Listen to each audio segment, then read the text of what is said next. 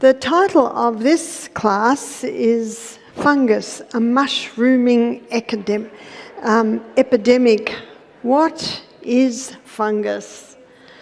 So, to introduce what it is and the role it plays in the body and how it affects the body, we need to be looking at microorganisms. And microorganisms, as the name implies, are microscopic. Organism means that they are living. Microscopic means you cannot see it with the naked eye. And these microorganisms are everywhere.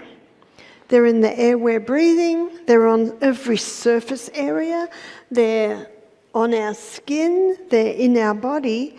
We have 100 trillion cells in the body, and there are 10 times more microorganisms in the body than cells, and there are 10 times more microorganisms in the gastrointestinal tract than anywhere else in the body. They're everywhere. They're part of life. In fact, as some claim, they are life. So they're everywhere. And whenever cell damage happens, these microorganisms have the ability to change roles. And when you think about it, we change roles. We change roles all through life. I'm not dressed now the way I'm dressed when I'm in Thailand. It's hot. I'm not dressed now the way I'm dressed when I'm sleeping at night. I'm not dressed now the way I'm dressed when I'm digging in the garden. I'm not dressed now the way I was dressed 2 weeks ago when Michael and I went to our daughter's wedding. We change roles, and we change roles according to the environment, and so do the microorganisms. And whenever cell damage happens, they change roles. They now become, as what one microbiologist said to me, we call them the garbage collectors, or you could call them the cleanup team. The garbage collectors are taking away the garbage, or you could call it the trash or the rubbish. And their name is bacteria. That's what bacteria is, that's what it does. As the environment changes, so do they change. They now become the exterminators. So the name of the exterminators, this is the yeast, this is the fungus, and also another one that needs a host, like the yeast and the fungus do, a virus.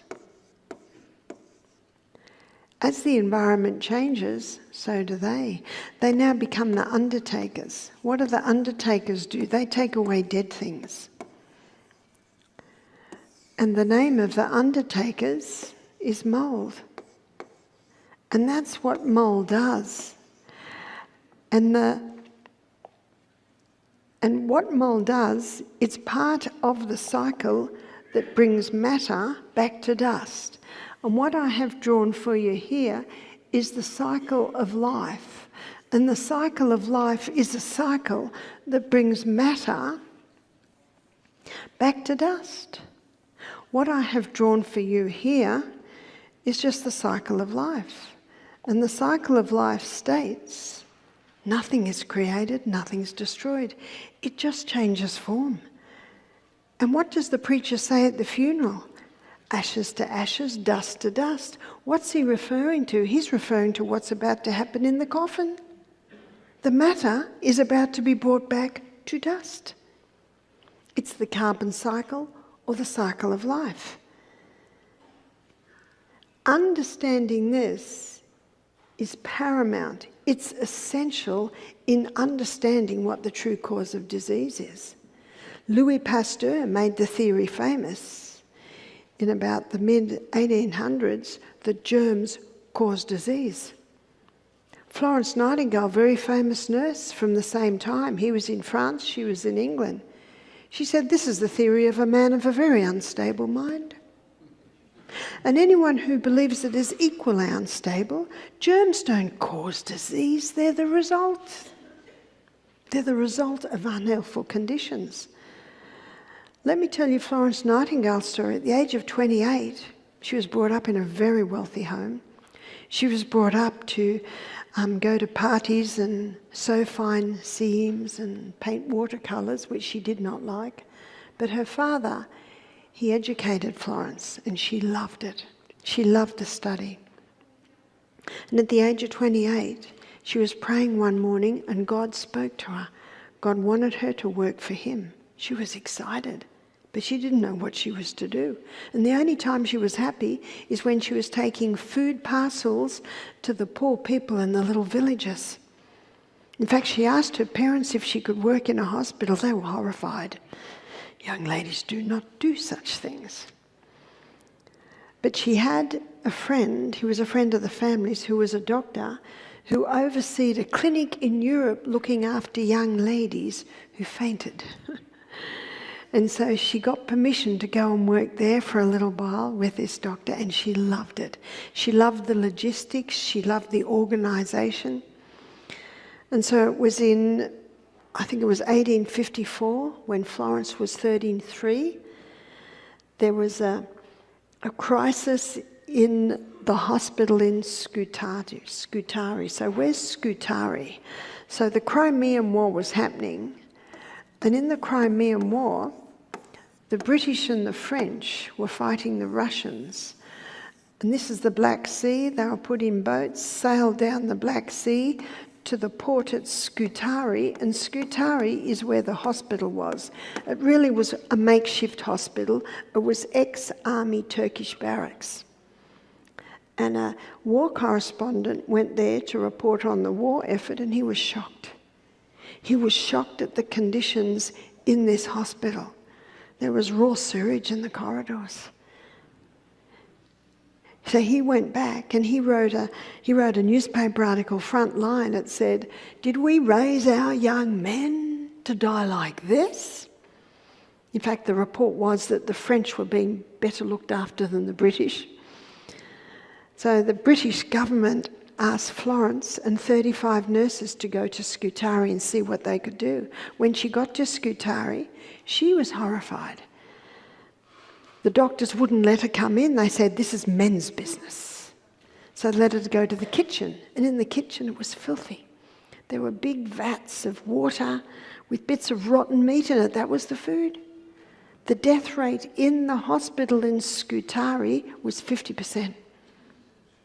In fact, the men had a better chance of survival on the front line that they had in that hospital. The doctors were not washing their hands between operations.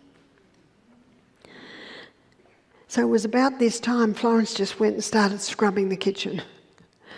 But she also telegrammed the British government. She knew her limitations as a woman in 1854.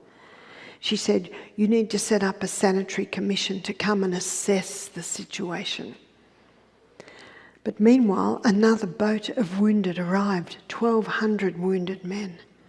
The hospital was already overflowing. And so the doctor said to Florence, "All right, you can come in." And the first thing she did, she started cleaning. She got her nurses to start cleaning and scrubbing. She found a young man that was still in his battle clothes 2 weeks after he'd been admitted to hospital. She insisted that the doctors wash their hands between operations. They thought, well, we're already covered in blood. What's the point? Why did Florence Nightingale know about these basic cleanliness laws and they didn't? Florence read her Bible, and she had read that in Leviticus, God gave strict cleanliness rules to Moses in the desert with these millions of people. In fact, if someone had died, they had to be taken out of the camp, buried in a deep hole, and the people that carried them out of the camp, they weren't allowed back in the camp for 3 days. They had to wash their clothes, they had to wash their bodies. You see, when someone dies, immediately these microorganisms get busy because their role is to bring matter back to dust. In fact, if you wanted to go to the bathroom, you had to go outside the camp, dig a hole, bury it, and no one could know that you'd been there. The report is, in 40 years, this refugee camp, and that's what it was, of millions of people, there was no sickness. The only death was really from old age. And in the book, The Ministry of Healing, there's a very interesting chapter. Actually, there's many interesting chapters, but one of the chapters is hygiene amongst the Israelites. And in that chapter, the author has taken all of those Bible quotes to show you these basic cleanliness rules. So the sanitary mission came. They quickly assessed the situation, were horrified. What they found is that the hospital was built in a swamp. They found a dead horse in the swamp. That is a horse. They found a dead dog in the swamp. And the men in the hospital were drinking water out of that swamp. What an incredible body we live in. I'm shocked that the death rate wasn't 80%. We live in an incredible body that's got this inbuilt drive to keep us alive. That's why once you start working with it, once you start giving it the right conditions, you will be excited and encouraged to see how it starts to work better. And so immediately they got rid of the dead dog and the dead horse. They immediately got men to actually work with the plumbing, get the draining, start boiling the water. Meanwhile, Florence had telegrammed her father and asked for a shipload of clean linen, clean bandages, scrubbing brushes, and a cook. You cannot heal without nourishment. So with all of these changes implemented, within 2 months, the death rate went from 50% to 2%. We can't forget Florence Nightingale. This is 80 years before antibiotics. She was getting incredible results. And when she went back to London 14 months later, she looked off the boat and she saw these big celebrations hailing her as a heroine. She saw Queen Victoria, Prince Albert. I'm sure the brass band was there. She changed her name to Mary Smith and went down the back gangplank and went home. They said, "Why did you do that?" She said, "I'm not a heroine." She said, "All I did was increase hygiene, sanitation, and nutrition." Hygiene, that's personal hygiene. Wash the body every day. Wash your clothes every day. Especially, you mightn't wash your outer coats every day, but what's touching the body, because waste is continually being thrown off via our skin. That's hygiene, personal hygiene. Sanitation, keep the house clean, sweep the floor every day, empty the rubbish, you call it the trash can every day, scrub your bathroom regularly. Today we see it as basic common sense, don't we? She said, all I did was increase hygiene, sanitation and nutrition. Your body cannot heal without nutrition. That's why she said to her father, we need a cook. We need someone to make nutritious food so these soldiers can heal. Her reforms were mighty, and yet how simple. They are incredibly simple. Let me give you a graph. All the childhood illnesses, mumps, measles, rubella, whooping cough, tetanus, polio, did you know that they were 80%, sometimes 90% reduction, and then the childhood shots were introduced? Did you know that these graphs are in medical journals? And did you know that they've been taken out of the medical journals? So what caused this drop? Florence Nightingale. Have you looked at pictures from the mid-1800s? Children were playing in the streets of London in the filth. Sewage was there. People would wash once every 6 months, if that. And in 1850, all the sewage from London went into the Thames, and the people living in London drank the water from the Thames. No wonder the Black Plague happened. That's why we need to know our history, and on the tip of our lips should be, why are these things so? There's no need to reinvent the wheel, it's been invented. We look back at history. I was reading a book recently, a couple of months ago, on the siege of Malta, and this was in about the 1400s. And the Muslims were coming and fighting the knights on Malta. And what I found interesting is that the Knights of Malta had strict cleanliness rules because they read the Bible. And so in their hospitals there was cleanliness, there was hygiene, but in the makeshift hospitals of the Muslims there was disease, there was a lot of sickness because they didn't have those strict cleanliness rules. We've got another graph today. It's attention deficit syndrome, hyperactivity, autism, cot death, epilepsy. Where's that coming from? Well, unfortunately today, children are getting the child that they did 20 years ago. And unfortunately today, these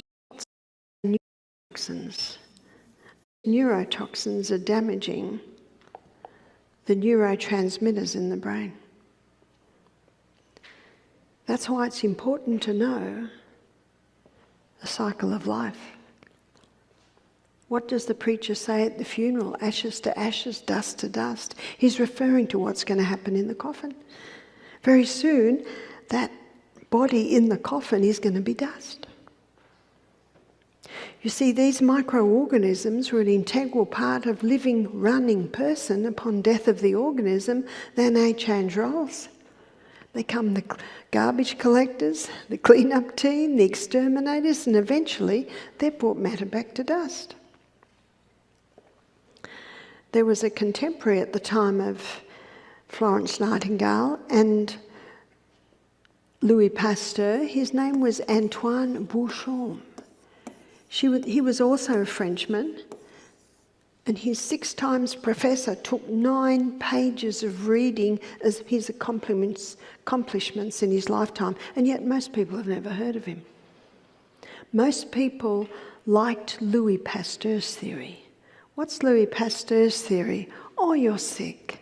A germ has jumped on you, made you sick. Take this drug to kill the germ and all will be well. Can you see that it takes away all responsibility on the person for what's happening in their body? But no one really liked what Antoine Beauchamp said.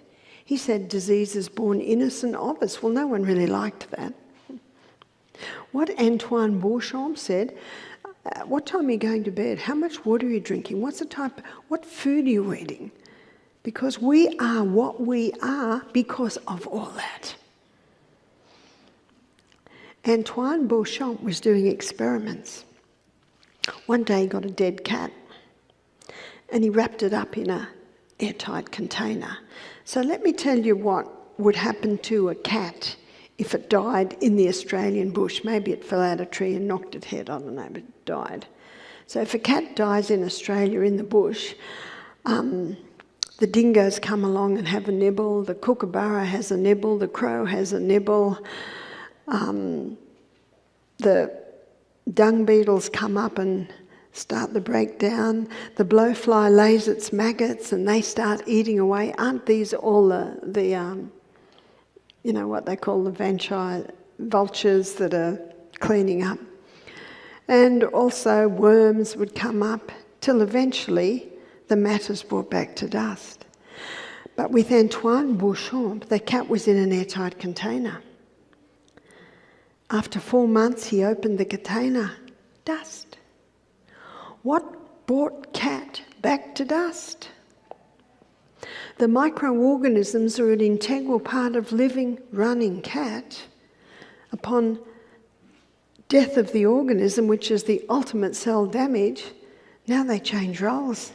They take their suit of clothes off, so to speak, put their rubber gloves and apron on, and they become the clean-up team. As the environment changes, the exterminators, as the environment changes, the undertakers, until eventually they're brought matter back to dust. It's the cycle of life. With great excitement, Antoine Bourchon put the dust under the microscope. It was alive with microorganisms.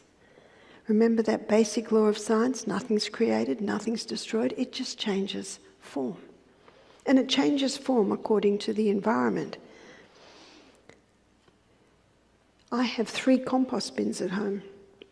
One I'm adding to scraps from the kitchen, weeds from the garden, maybe some cow manure from the farmer down the road because he doesn't use any chemicals. And then the next compost bin, it's a yard by yard by yard, so they're big compost bins. So the middle compost bin, it's sitting. It's just waiting for matter to be brought back to dust. And then the third compost bin, it's ready to go into my garden. I know because pumpkin plants are coming up, pawpaw plants are coming up, tomato plants are springing up. It's ready to go in the garden. And I pick it up and I smell it, and it smells like earth. I was reading one book on compost, and they say we always get women to smell it. They've got a keener sense of smell. And so let's have a look at what happens when I put that into my garden. Here's a plant in my garden. Now, if I have a crop of tomato in my soil, and all the tomatoes are picked, and the tomato plant dies, before I put another crop in, and by the way, if I have a top crop, the next crop I put in will be a root crop. So you alternate it, because different plants take different nutrients out of the soil. But before I put another crop in, I feed the soil. I shovel loads of compost and dig it into the soil. And what am I doing when I do that? I'm putting little microorganisms into my soil, because that's what my compost is full of, microorganisms. And those microorganisms, they now play another role. They are responsible for the breakdown of the minerals in the dirt. And they are responsible for the absorption of the minerals into the roots of the plant. They also protect the plant against harmful pathogens. Is this sounding familiar? They nourish the plant. And the plant knows that it needs those microorganisms, so 50% of the fuel that it makes according to photosynthesis, it sends back down to the roots to feed the plant. It's almost as if the plant says, please stay, I'll feed you well. Because that plant knows that it needs those microorganisms to be able to access the minerals out of the soil and into the plant. It's an amazing process. So my daughter Jessica, one of her little girls, whenever she put little lotus on the grass, while she put the clothes on the line, little lotus would put her finger in between the grass, get dirt and eat it. And the next day when Jessica changed her nappy, you call it a diaper, what was in the nappy? Dirt. Because remember, our gastrointestine is a hollow tube. Goes in one end and out the other. And we cannot access the minerals in the dirt. We can't access it. But God made an amazing process in these little microorganisms. They have the ability to break down those minerals and cause them to be absorbed into the plant. They protect the plant against any harmful pathogens that might be in the soil, and they nourish the plant. The law of service is written on every plant in nature.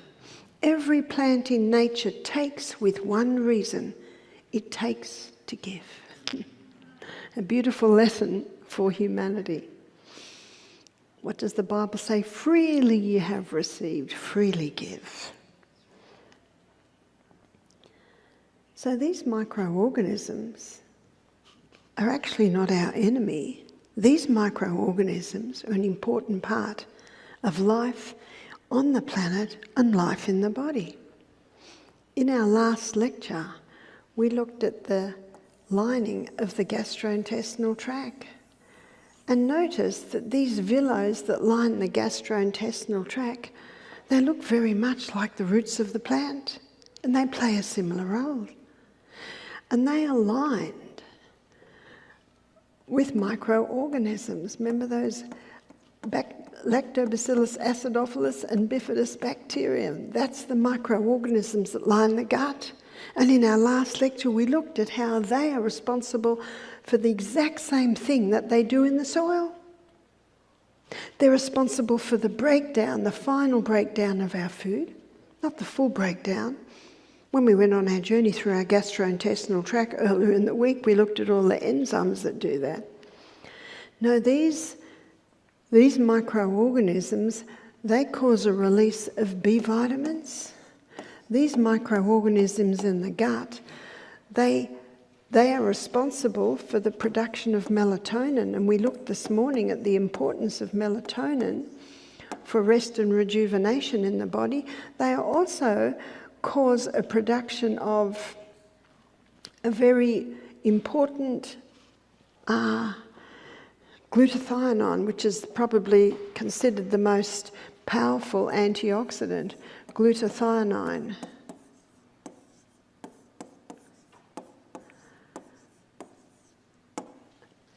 Considering all of this, are you starting to see that these microorganisms are not the enemy? They are actually a very important part of life on planet Earth. And without them, there's actually no life. So rather than seeing them as the enemy, if they are out of control, we should be asking, why are they out of control? Because the fact is, they are just opportunist organisms. You'll only find them where there's something to clean up. So when we are keeping the Sustain Me principles, breathing through the nose, drinking adequate water, having sun every day, not taking any stimulants, going to bed early, exercising every day, when we're keeping those Sustain Me principles, this living machinery, it runs very well. And any waste that happens, we sweat it out because we're exercising every day. We urinate it out easily because we're drinking adequate water. Our colon is evacuating 2 or 3 times a day, so the waste is coming out. But if we are not drinking adequate water, if we are not eating nourishing food, if we are not exercising, if we are not getting adequate sleep, then waste can build up in the body, which means there's something for these guys to do now. They've got to start to work on that waste. And as they work on their waste, they might call on some neutrophils, they might call on some lymphocytes to actually help clean it up. So when someone says to me, Barbara, what can I do for inflammation? I say, well, it all depends on why the inflammation is there. Because remember Proverbs 26 verse 2, the curse causeless shall not come. No inflammation happens in the body without a cause. Things don't just happen.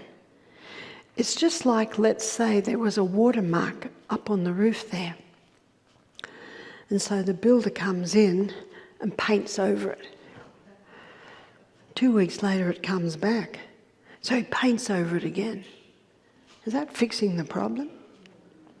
No, it's not fixing the problem, because eventually the roof falls in. Because he didn't find out why the watermark is there.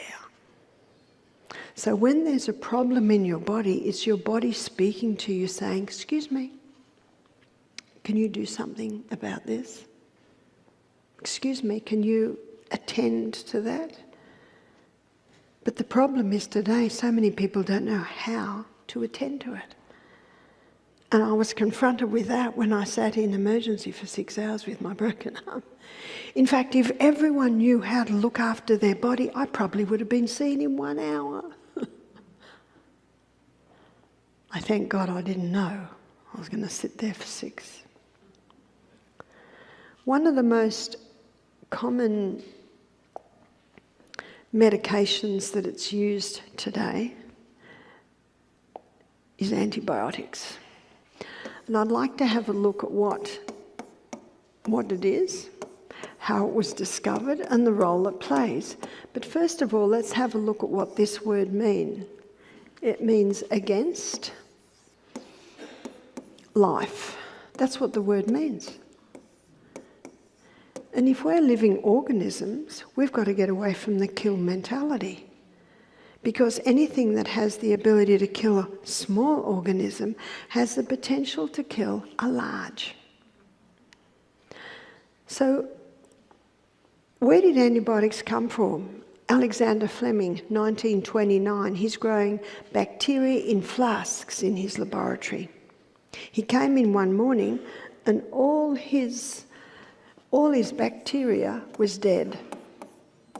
And he, as every true scientist said, why? Why is bacteria dead? He looked around the laboratory, nothing there could have done it, but there was an open window near his flasks. And the sun was coming in, it was early morning, and there was a heavy dust on the sun's rays that was settling on his bacteria, so he searched. And he found in the next story there was an open window, and in the open window there was a plate of fruit, and in the plate of fruit there was a mouldy orange. Do you remember the story from school days? We all learnt it. So that mouldy orange was giving off a dust. And in that dust was its spore, but in that dust was a highly toxic gas designed to kill off anything that would compete with the mole's food source. It's almost as if the mole says, this is my orange, no one else is going to get it. I'm going to give off this toxic gas to kill anything that might try and get my orange. What might try and get his orange? Other bacterias. So it settled on the bacteria in the flask, in the laboratory, and it killed it. And what Alexander Fleming did, he called the mould penicillium. And he called the mould waste, which is more toxic than the mould, he called the mould waste penicillic acid. And this penicillic acid is the penicillin that we know today. And penicillin has saved the lives of probably millions now. Absolutely. And it will continue, but we've got a problem today. And it's the overuse of the antibiotics. You see, mould waste, in medical terms, is called a mycotoxin. What's a toxin? It's a poison. And when you think about it, these microorganisms, they have the ability to adapt and adjust. So if bacteria is out of control, let's say someone's got, we're called urinary tract infection. So someone has a urinary tract infection. There's bacteria in their urine, so they're given an antibiotic. Yes, that kills the bacteria. 3 weeks later, another urinary tract infection. Go back to the doctor, another course of antibiotics. And I know Jacqueline was telling me her stories. She wasn't drinking enough water. This is years ago. She was living on junk. And antibiotic after antibiotic after antibiotic after antibiotic for urinary tract infection. Does that make any sense? See, what happens is, you put the antibiotic there, it kills the bacteria, but some of the bacteria actually adapt and adjust and get stronger and become immune to the antibiotics. And that's what the World Health Organization claimed, that the biggest health care risk today is the overuse of antibiotics, to the point that there are some people that are becoming immune to antibiotics. So when they are needed, they're actually not working. And with Jacqueline, she tells the story that it got to the point she was put on a very heavy dose. In fact, I think it was 2 courses at once, very heavy. She started to lose her eyesight. She was only in her late 30s. She went to the eye doctor, and the eye doctor said, "There's nothing wrong with your eyes." But she sat and thought about it, and I think it all happens to all of us. What's going on? All the princes have is more antibiotics, and more antibiotics. And what's the definition of insanity? To do what you've always done and expect different results. It's not working. So she decided to drink more water. She started to change her diet. And she found a product that was concentrated cranberry. It's called D-mannose. And what she did, she took a teaspoon every half hour in water until the pain stopped. And then she took it 3 times a day, and her urinary tract infection went away. But notice she had to stop the cause.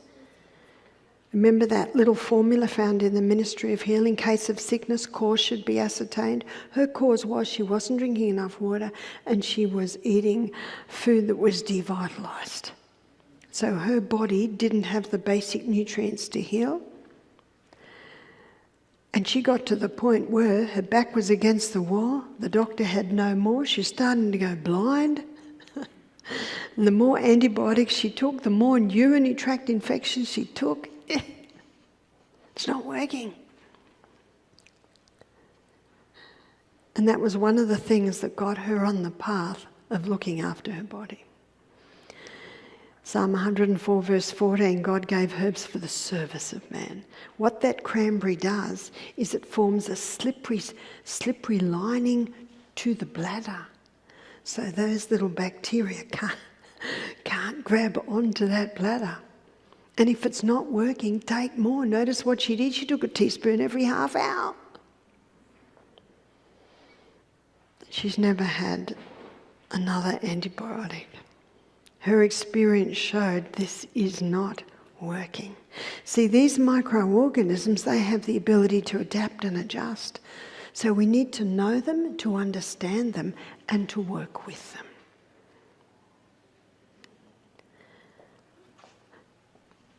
When someone takes an antibiotic, it's not unusual that they will get thrush.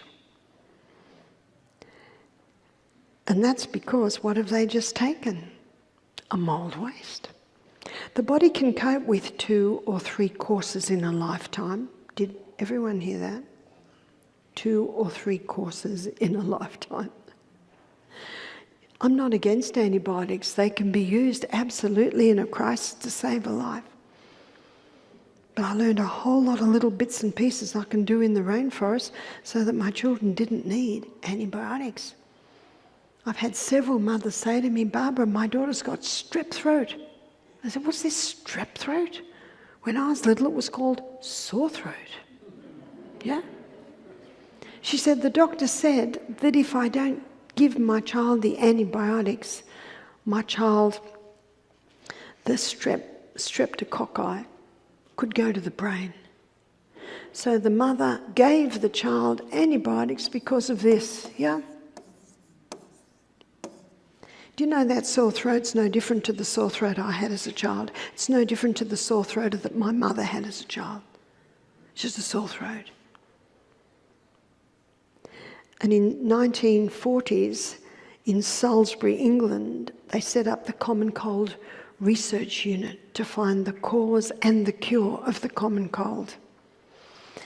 So what they did was they'd get people and they'd put them in a hot bath, and then they'd take them out and put them in the cold air with a breeze on them, and they wouldn't get a cold.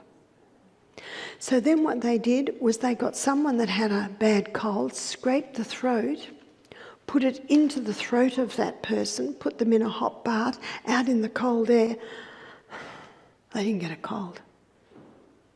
You see, do you know what a cold is? It's just a house clean. It's just a house clean. That's why after 40 years they closed down in disgrace, because they could not find the cause and the cure of the common cold. It's just a house clean. In that page in the book of Ministry of Healing, in the chapter, the physician, the educator, after the sentence, Let the physicians teach the people that restorative power lies not in drugs, but in nature. The next sentence is, disease is an effort of nature to free the system from conditions that arise because of a violation of the basic laws of health. Yeah. A violation of the basic laws of health, not drinking enough water, going to bed too late, not eating nourishing food, not getting sunshine, not exercising, because they're the basic conditions required for the proper functioning of the human body. People say to me, how do you keep up the pace, Barbara? I say, I've found a formula. And this formula sustains me. And my book, Sustain Me, is an acronym for those basic laws of health. Florence Nightingale, she said, disease is a process of repair, not necessarily accompanied by suffering. She said, if the patient suffers, it's the nurse's fault for not applying the laws of nursing. And those laws of nursing basically are the laws of health. Dr. Jackson from America in the mid-1800s, he called them the laws of life. What are they? They're the Sustain Me principles: sunshine, use of water, sleep, trust in God, stop anything that harms, inhale through the nose, proper nutrition, moderation in all the good things, exercise. And in that chapter, the physician, the educator, the author says, these are the true remedies. They're the true remedies. So when a child gets a sore throat, make sure they're drinking lots of water. What did we do when we were little and we had a sore throat? We'd have a lemon and honey drink, is that right? And we'd eat very lightly, maybe just watermelon. Have a big sleep in the middle of the day. You give the body the right conditions and your house clean will actually be accomplished very quickly. Because the healing powers that are in the body that seal a cut, that heal a broken bone, and look, my wrist is healed now. Do you know what an orthopedic surgeon said to me one day? He said, we can set a bone, we can't heal it. That is true. It's the body and the body alone that can heal. Germs don't cause disease. They're the result of unhealthful conditions. And the CDC, the Centre of Disease Control, they have stated that 99, got that figure? 99% of people that get COVID recover. Did you hear that? So what's the problem? The ones that go down are the ones that have pre-existing health conditions. It just basically tipped the scales. You've heard of the straw that broke the camel's back. A piece of straw can't break a camel's back, but on the end of all of the other things, it'll tip the scales. So in 2021, a double-vaxxed man attended our program, and he had a headache the first day. Not unusual. When people are coming off caffeine, it's quite common. Our guest come in Sunday. He had a headache all day Monday. Our exercise coordinator woke him up on Tuesday morning. He said, Howard, I'm terribly sorry. I've just given myself a test. I've got COVID. He said, I'm happy to stay in my room. We said, okay. We delivered drinks, juices. But that first 36 hours of contact, half of the staff went down, half of the guests went down. The US Senate have stated that, and you've probably read this, that COVID was tampered with in the Wuhan laboratory. So it seems that this microorganism was tampered with to make it maybe a little bit stronger than most, but it's actually a virus. And the virus is part of the cleanup team in the body. My husband got it. He went straight down and had a test. Yes, he was positive. He was very happy. In fact, he did a podcast on it and said, I am so happy. I've got COVID. because he knew he lived in a body that could heal itself. 24 hours later, I went down. Have you noticed when a cold goes around or a flu goes around, some will get it and some won't? The ones that get it are the ones that they're ready for a house clean. Why did I get it? Well, I fly a lot. It was time for a house clean. The first 24 hours, I had a terrible headache. So I just laid in bed. The second day, I had a terrible fever. Do you know, fever is a wonderful thing. Fever boosts your immune system. It's a wonderful thing we created in our guests every day in the steam sauna. We create a fever. They go in the steam sauna, they get very hot, they dive in the mountain stream, back in the steam sauna, dive in the mountain stream, back in the steam sauna. It goes on for about 40 minutes. We get their temperature up really nice and high. Why? Because as you saw in that last presentation, that alternating hot and cold is the best boost for our immune system, which is produced in our bone marrow. So I had a fever. People say, what did you do? I said, nothing. I live in a body that can heal itself. I slept a lot. I drank a lot of water. And I hardly ate anything. I think the first day by 4 in the afternoon I got hungry and I had a banana. I think that's it.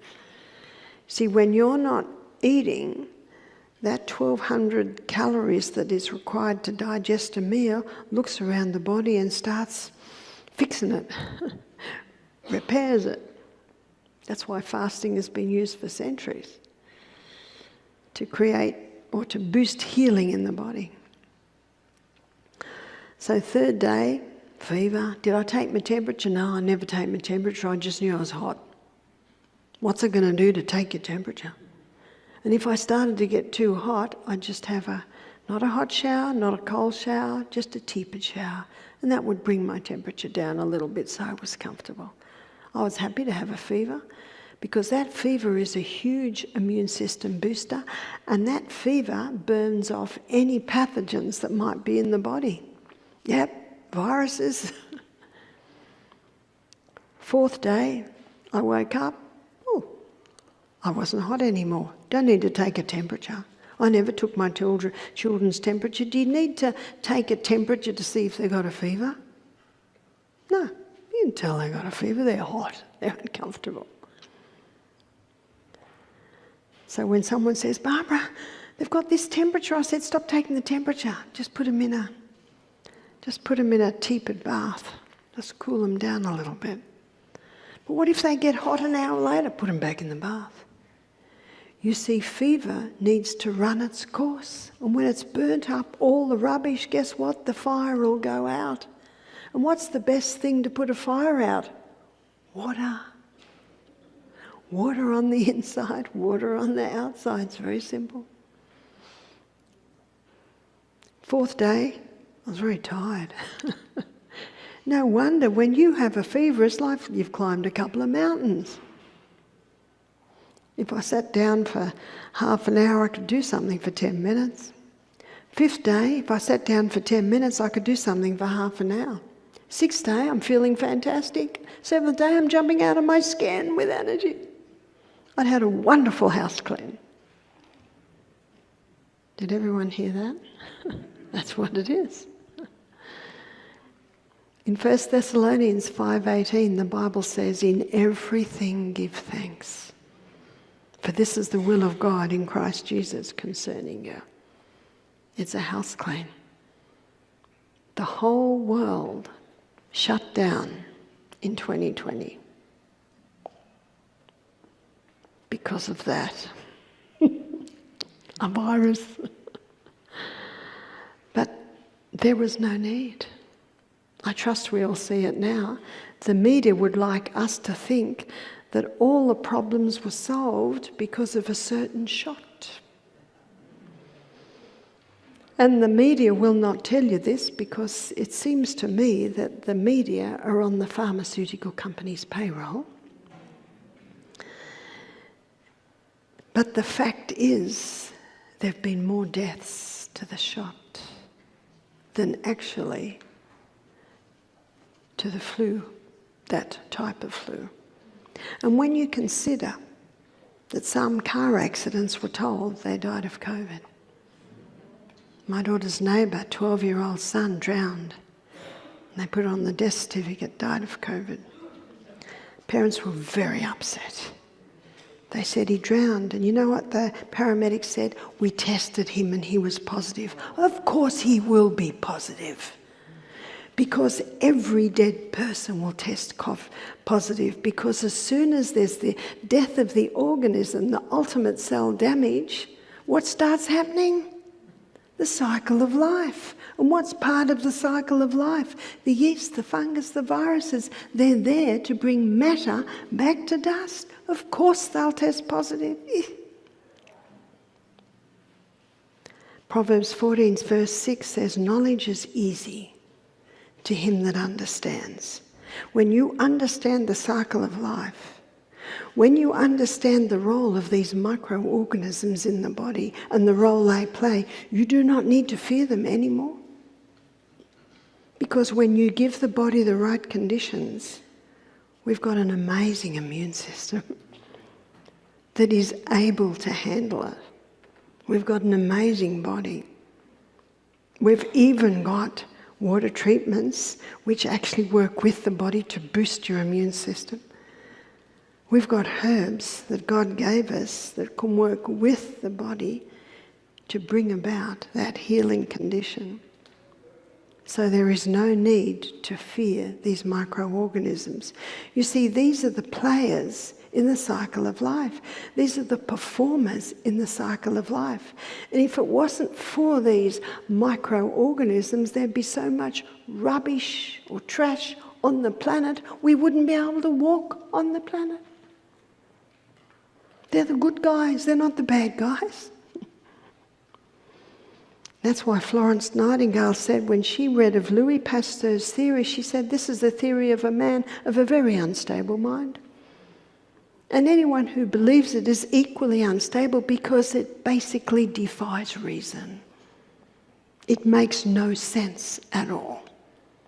These microorganisms are an integral part of life on planet Earth, of life in the human body. And we need to work with them, not against them. Yes, in a crisis, a drug may save a life. Yes, in a crisis, an antibiotic can save a life.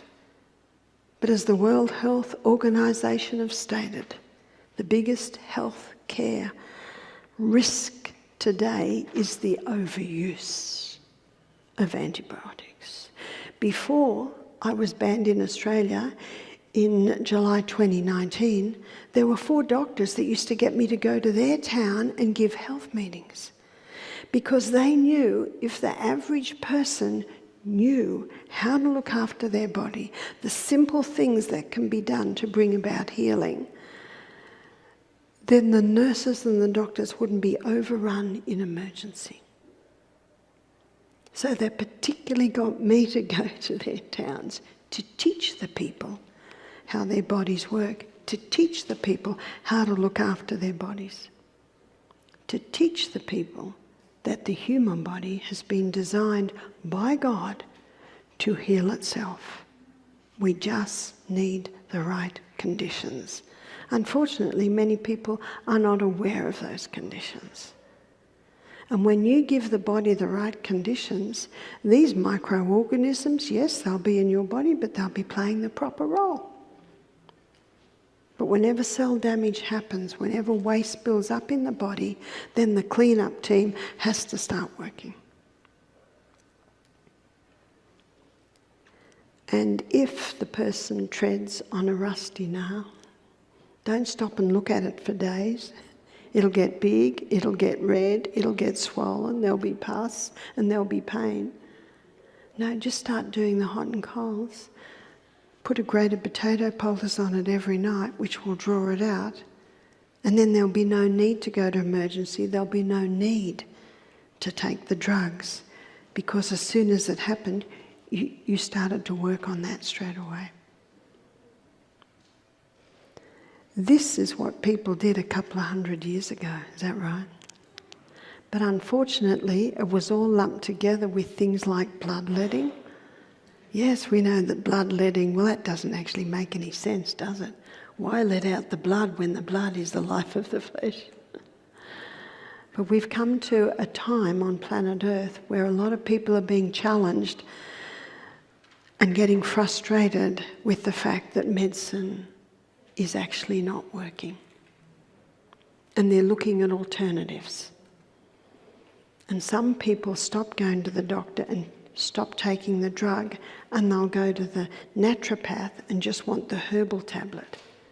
But no, the herbal tablet isn't the healer, it's the body that's the healer when it's given the right conditions. In my book, Self-Heal by Design, I explore this in much greater detail. In my book, Sustain Me, it's basically a handbook on natural remedies that shows what you can do for different ailments in the body. There's an index at the back, and you can easily look up it there. I know in our last venue, some people were buying 6 each. I said, "What's this?" They said, "Christmas presents." It's a wonderful Christmas present that every home has this little manual in it to know what to do when the body doesn't work. I'd like to start questions now. We have time for a few questions before we close.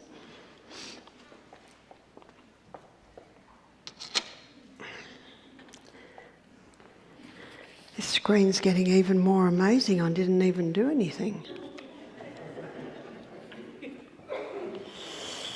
A friend is in early stage of dementia, likely caused by anti-seizure medication that she has been on for many years. What can help? And this is true. Many are sick because of side effects of medications, which is unfortunate. For instance, Fosimax, which is a drug given to women in Australia for osteoporosis, and it causes the jaw to start breaking down. And yet in my book, Sustain Me, there's a chapter showing how you can build better bones. But what this person can do for this dementia, because I guess the problem is they stop the anti-seizure meds and they start to have seizures. But in his book, Stop Alzheimer's Now, Dr. Bruce Fife shows that the ketogenic diet, it's been used for over 100 years to help control seizures, to help control epilepsy. So the question often is asked, well, why isn't that the first thing tried when someone has seizures? Because it's been proven to be very effective. So that's what I would look at. Is I would get his book, Stop Alzheimer's Now by Dr. Bruce Fife. What causes diverticulitis? The small bulging patches in the colon, is it dangerous? How can it be healed? Is colonoscopy recommended? Colonoscopies are not recommended. Colonoscopy will never ever heal you. It's just a test. And if you don't have irritable bowel, you often will have irritable bowel after you drink the drink you've got to drink before you have the colonoscopy. I would never recommend a colonoscopy. There is no need.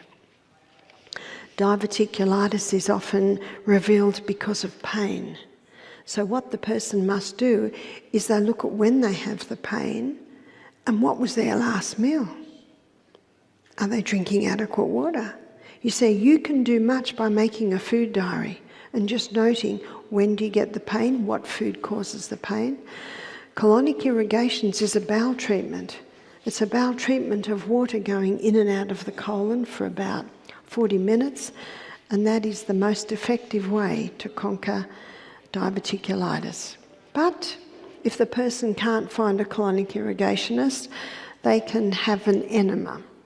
An enema is just putting warm water into the colon, maybe 2 cups, massaging the colon and letting it run out. But if the person just notes what things hurt and what things do not hurt and stick to the best foods. What are the causes of tinnitus? With a full feeling in the head as if underwater, and what can be helped to relieve it. Tinnitus is often caused by damage to the fine mechanisms in the ear. Sometimes years ago, every rock singer has it, because what are they exposed to? very loud noises. People that have been through wars often have it because of the noise of bombs. Men that have used jackhammers, that loud noise is damaging the fine mechanisms in the ear. And those fine mechanisms in the ear, once they're damaged, it's very difficult to fully repair them. But you can manage it by keeping the eustachian tubes clear. The eustachian tubes are the tubes that connect the ears and the eyes and the nose and the mouth. How do you keep them clear? You stop those 5 allergens. So when you eliminate the wheat, oats, dairy, peanuts, refined sugar, it may take 2 months. There'll be a clearing of eustachian tubes. And also, you can sniff golden seal powder. Golden seal powder sniffed up into the sinus areas helps to clear it out. In my book, Sustain Me, I have a chapter on tinnitus. Cysts on a dog. Castor oil compresses can actually help cysts on a dog. These questions are all familiar. I think we've already looked at these. Is fluency, stammering and stutting in a 5-year-old? Do you know it's very important never to pressure a 5-year-old. Never pressure them. Do you know what I find? They get it together. They get it together. They eventually get it together. Can castor oil on the scalp get rid of brain tumours? It certainly can help. Your story about your friend Anne recently hit home. My mother died of a massive brain tumour. I think you have a video that says castor oil poultice. Castor oil poultice can certainly get rid of a fibroid tumour in the uterus. And castor oil can penetrate the skull. It can penetrate deep and it can break up any unnatural formations. Not overnight, but little by little by little it can. Okay, we did those questions earlier. I refuse the title CPTSD. My title is PIHS, Precious in His Sight. My question is, what are your thoughts on how common emotional abuse in the church is and how to calm the limbic system? I tell you a really good way to calm the emotions, deep breathing.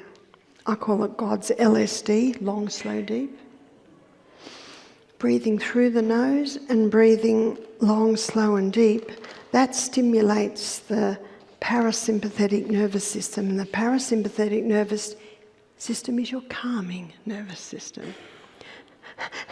Breathing like this, high chest through the mouth, that stimulates the sympathetic nervous system, which is your fight and flight nervous system.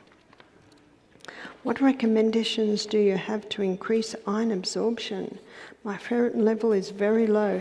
Ferritin is a name given to iron stores, and iron is stored with protein. Most people that have low iron, low hemoglobin, low ferritin stores, it's because they have low hydrochloric acid.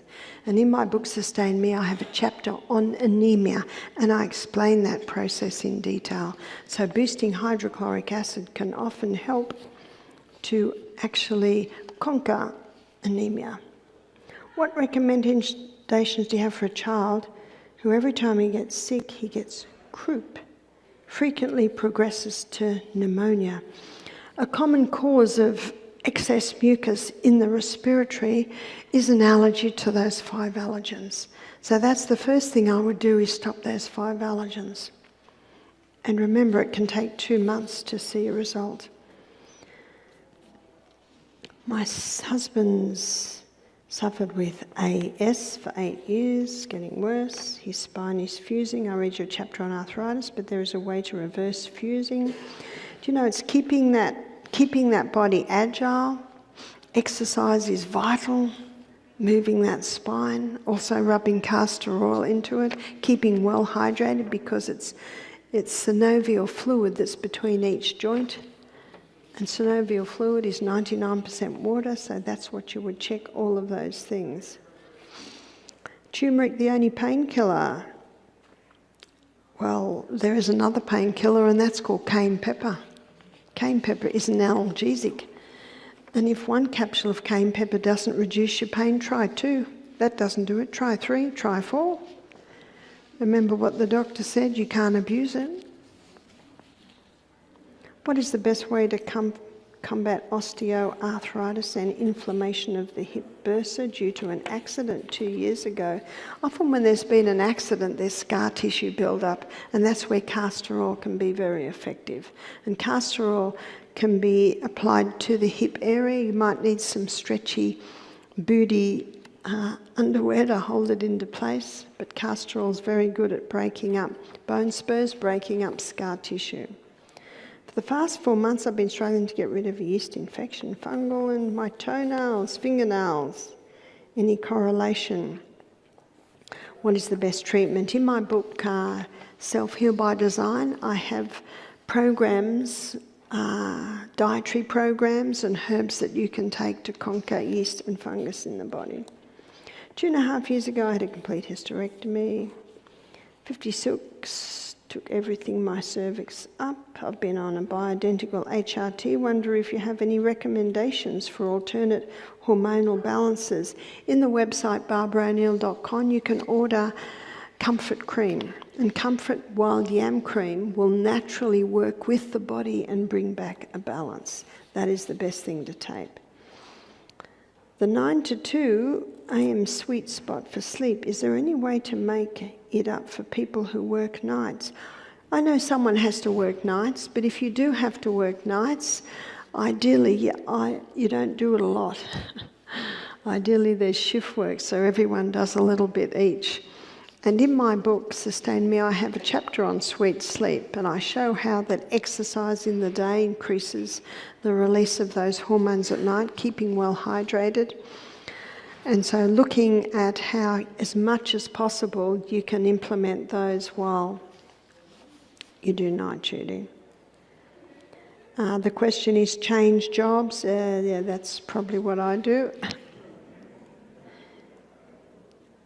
Is there scientific evidence that microwave reheating leftovers is harmful? You can do your own scientific experiments. You get 2 little plants. They're identical. One of them you water a couple of times a week with water.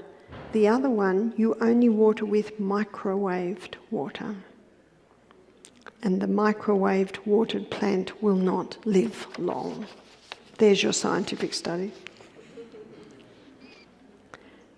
Doctor said we should clean out our sperm. 6 to 8 times a month. How do you clean out your sperm? Sorry, I don't know what that means. Maybe you clean out your sperm by drinking lots of water, by keeping the laws of health. You'll certainly get better quality sperm. I was told that dark circles under the eyes are hereditary. 5%. They're applying to the genes today. Isn't that good news? Because if our disease was due to genes, that would take away free choice. And God's government, being a government of freedom, is based on free choice. Genetics may load the gun, but it is lifestyle that pulls the trigger. We can turn our genes on and off by the way we treat our bodies. It's called epigenetics, that study.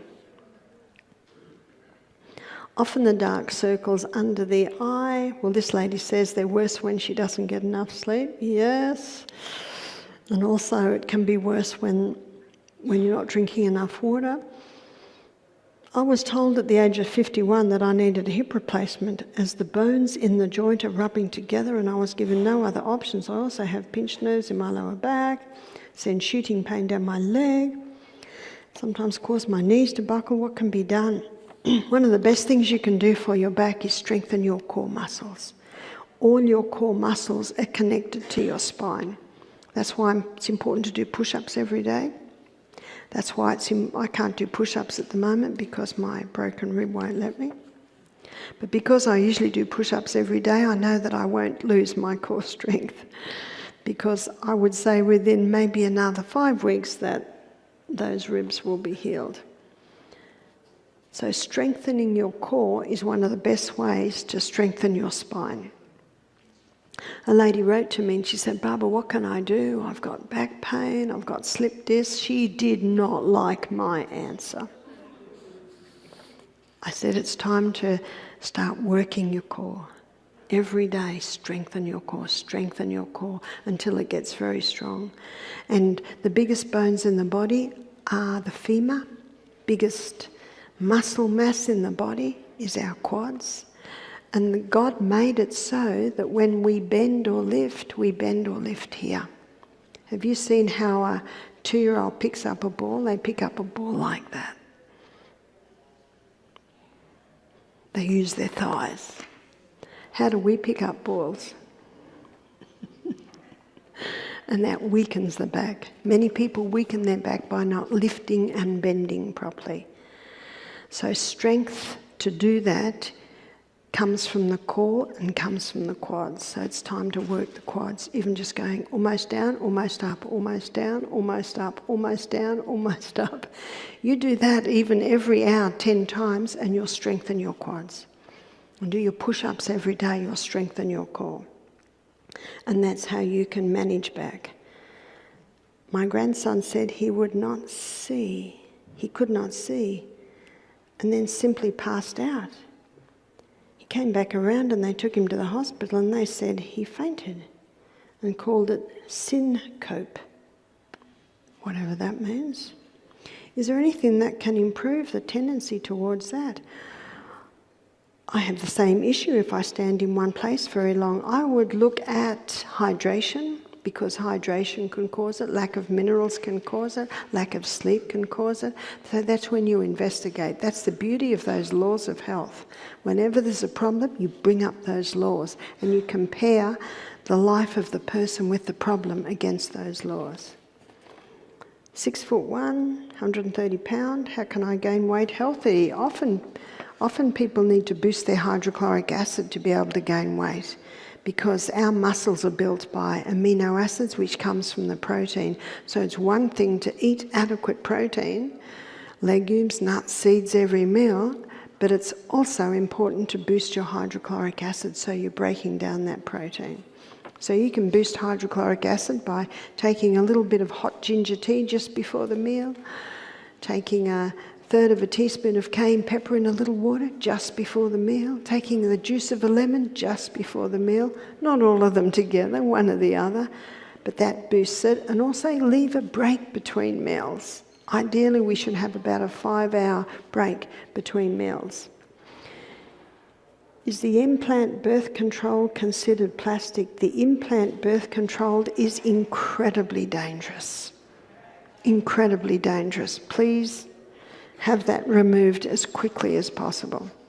In my book, Sustain Me, I have a chapter on hormones. I show how you can balance them, and this lady will need to go on the yam cream to rebalance her hormones. And also in that chapter, I show natural birth control methods. And there's even a QR card where you can download a chart and start charting your monthly signs to know when you're ovulating. Can the birth control implant damage the reproduction of babies in the future? It can. It certainly can. But probably the main person that it disrupts is the person. Could you tell me what helps with hair loss in women? There's a chapter in my book on hair loss. Hair loss can be caused by a few things. It can be caused by a hormonal imbalance. It can be caused by damage to the follicles, by perming the hair, by colouring the hair, putting chemicals on. But also sodium lauryl sulfate is a chemical that's put in shampoo to make it foam up. That kills hair follicles. Could you please tell me what helps boost testosterone in men and women? Keeping the laws of health is important in keeping a proper hormonal balance in the body, but also the yam cream. And BarbaraO'Neill.com, that website, sells the Comfort Yam Cream, and the Comfort Yam Cream helps to balance the hormones. Also, they are selling now a man yam cream. So it's very similar to the ladies, because men and ladies, their number one hormone is both progesterone. But in the man yam cream, they've added some specific herbs for the prostate. So it helps very much in that area. So I'd like to finish with a word of prayer. Father in heaven, thank you so much for what you've taught us. Thank you so much for this incredible body that you've given us. Maybe we each inspired to take a more careful look, to make a more serious look at our body and what we can do to get the best out of it, what conditions we can give our bodies so that we can be testimonies of what Jesus said in John 10:10, that he came to give life and that we might have it more abundantly. Thank you for teaching us, and we pray these things tonight in the name of Jesus. Amen. Thank you.